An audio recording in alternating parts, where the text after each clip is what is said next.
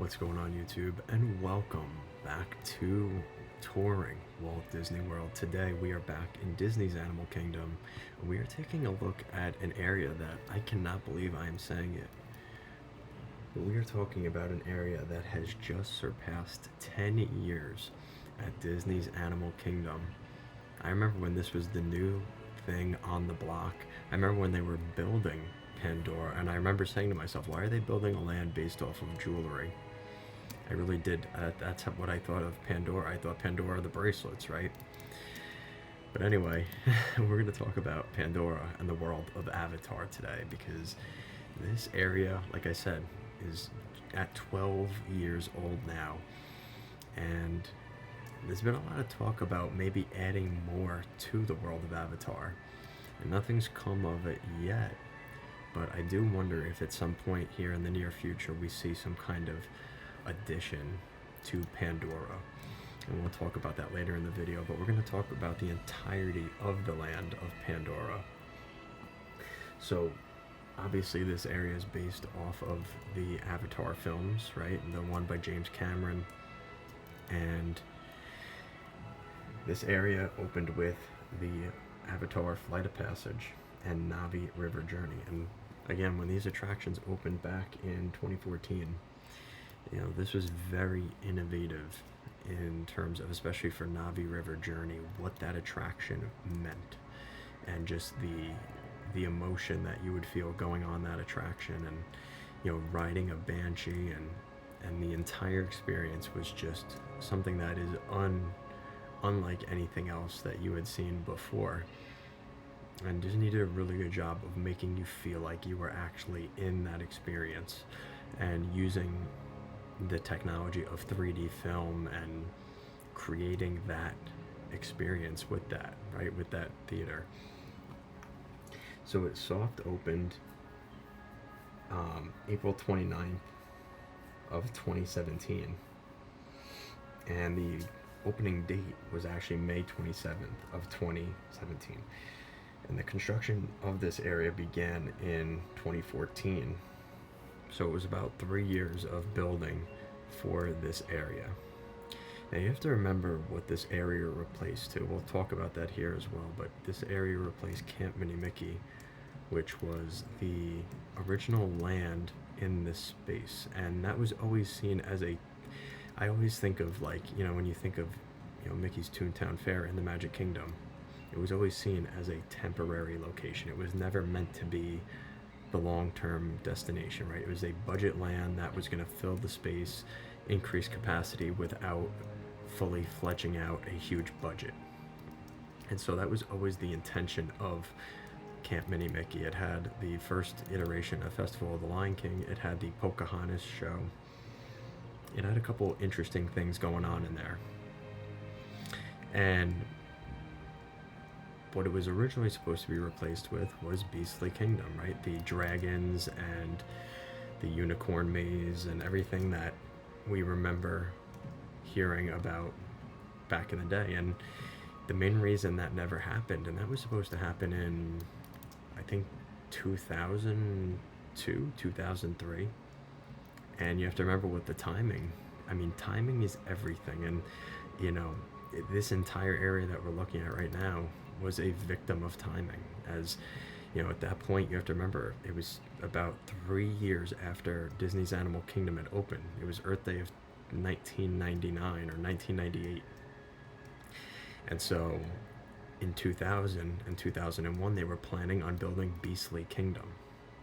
And Beastly Kingdom was always seen as a concept that it was just a foregone conclusion. It was just, all right, we don't have the budget. It was either building Dino Land or building Beastly Kingdom. And because the film Dinosaur was opening in 2000, they decided to go with building Dinosaur. And the rest is history. 2001, obviously the events of 9/11 happened, and the tourism industry basically collapsed over that day. And from that point, for about 2 years, Disney really struggled to get people into the parks, and the entire economy really struggled in tourism. And all that money that Disney was just banking on continuing to roll in In 2000 and 2001 and 2003, it never happened, and ultimately the plans for Beastly Kingdom were put on hold, and then they were put on hold indefinitely. And at that point, you start to get to 2006. We just talked about this the other day. You start talking about how Expedition Everest came about, but they never had the budget yet to actually build Beastly Kingdom. And ultimately, Beastly Kingdom was never built. And then eventually we saw Camp Mini Mickey close in 2014, 2013, and the rest is history. And now we have Pandora, the World of Avatar, the World of Avatar in that area. And I love telling that story because it's always so interesting to see how things could have changed. What if Disney decided to build Beastly Kingdom over Dinosaur Land? You think of little things like that. It's just insane how things kind of change and evolve over time, right? And those concepts for Beastly Kingdom, a lot of them ended up going to Disneyland Paris when they built the castle. They built like a little unicorn area and a dragon under the castle. So some of those concepts did come to fruition in just a little bit of a different way. And so now at this point in 2016, 2017, Disney was trying to change their vision for Animal Kingdom. And the concepts for Animal Kingdom were what we're looking at right now. They wanted to make this a park that you could come to at night, and it was glowing at night. And in order for them to do that, they had to add offerings at night. So that's when we saw the Rivers of Light. And that show ultimately didn't work so well. But then Pandora, the World of Avatar, right? And Disney had to be creative with how they were going to add nighttime offerings at Animal Kingdom, because you have to remember what this park is. I mean, there's animals that have to sleep at night, things like that. So there was no fireworks, there was no pyrotechnics. Disney was never going to be able to do those types of offerings. And at a certain point, Disney got rid of their parades, right? And that was another offering that was taken away from Animal Kingdom. And so now Pandora was going to be seen as the next generation of creating those nighttime offerings at Animal Kingdom.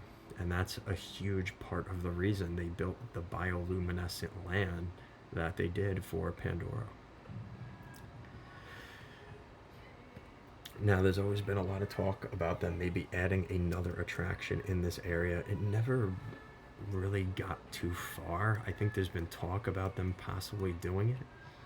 They do have an expansion plot if they ever decided they wanted to go down that route, but at this point, it hasn't happened. And I think part of the reason for that is I think the area that it's between Africa and Pandora.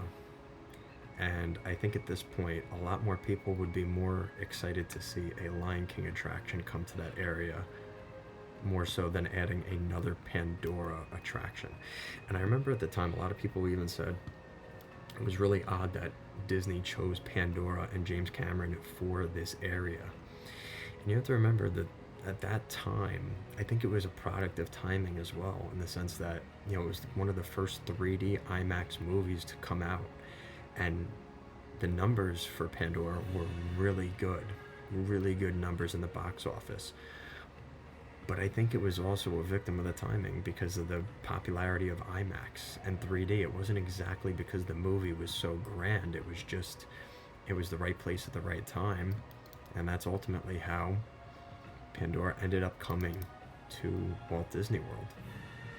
I think what's even crazier now is we're talking about 2027, 2028, the possibility of a land based off Pandora coming to Disneyland in Disney's California Adventure, which kind of blows my mind, honestly. But it sounds like there's a lot of pushback that might actually not be happening. They might end up making that into some kind of other expansion area. So right here, we're riding on Navi River Journey, and again, it's not a super crazy attraction in any way. It kind of goes through the little area at night.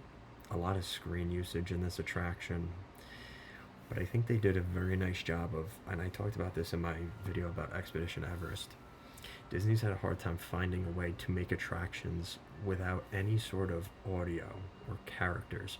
How can they make an area feel like, wow, like I want to be in this place?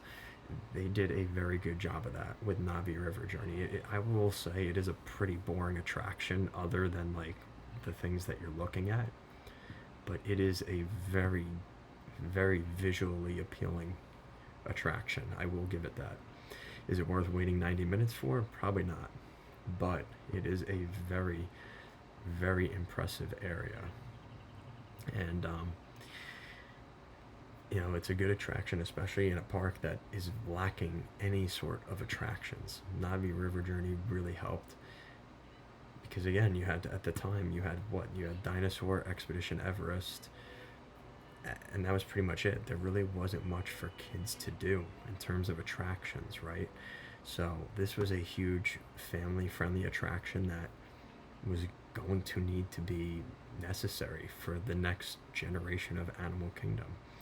And I think we're going to see more of that in the next coming years. I mean, they're going to be adding the Encanto and Indiana Jones attractions, but really Indiana Jones is just replacing what they lost in Dinosaur. So the only real expansion is the Encanto. And I think we're gonna see more of that in the coming years. I think we're gonna see another attraction theme to the Lion King. I think we're gonna see another attraction, maybe based off of Jungle Book, coming to this park because there just isn't enough to do. And as cool as the shaman thing is in this attraction, they need to add more things to do in Disney's Animal Kingdom. There's just not enough going on, and it really inflates the wait times for like Flight of Passage because there really isn't much else to do there. And until they get that fixed and they actually add more attractions instead of replacing the attractions that are already there, it's always going to be an uphill battle for Disney because they need to figure out how to get more offerings in this park. If you're going to be paying almost $200 to visit a theme park and there's 4 rides there, that's not going to be the most appealing to most families. They're not going to be looking to do that. It doesn't make sense. And I think once Disney finally realizes that that's the battle that they're up against and why people aren't coming to Animal Kingdom, until they figure that out, it's going to be a rough road for Animal Kingdom for a little while. And I think it's going to be very soon. We're going to get some kind of addition, whether it's to Pandora or just Animal Kingdom in general, because it's like I said, they got to offer more. I will say, Satula Canteen, the food place, is really good. Really good food there. It's extremely difficult to get food there during the day. If you try to go in the middle of the day to Satula Canteen, I made that mistake. Don't expect to be getting any food there. You're probably going to end up at Pizzafari or probably Yak and Yeti or something like that, because the lines get insane. You can't even like quick service order it. Like you can't order it. It gets really insane in there. So if you're planning on eating at Satula Canteen, try to go in the peak. And think of the peak times, like between like 11 a.m. and to like 2 p.m. Try to stay out of there in that time, and you should be okay. But overall, like I said, I really do like this land. It is a huge addition to this area. It is a huge improvement on Camp Mini Mickey. It's a lot better than what was there before. But I think, I think there is that sense of Pandora is definitely a weird property in a Disneyland. I think there's a lot more deserving lands that Disney doesn't have even a ride or any kind of representation for, so it's a little bit of an odd pick in that regard. But I will say, I think this will be a timeless land, because it doesn't even matter, even if you took all the Avatar stuff out of this attraction, well, out of this area, it wouldn't even matter. It is the environment that they created that is probably going to outlast any bit of the movie. People are going to forget about the movie and the franchise probably, but this land still works, even despite the characters, whether they're there or not. And I think that's the strength of a really well-built land by Disney Imagineering. So Anyway, I think I've rambled on enough today. Hopefully you learned something new, or maybe you're picking up on something you maybe already knew. But either way, thank you for watching. Make sure to like, comment, share, and subscribe for more videos just like this one. And I'll see you guys in the next one.